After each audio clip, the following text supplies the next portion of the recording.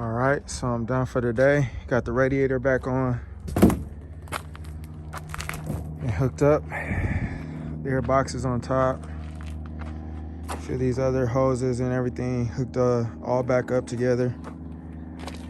Just have a few more things to continue to do to get this thing all said and done and finalized. But it is getting really close.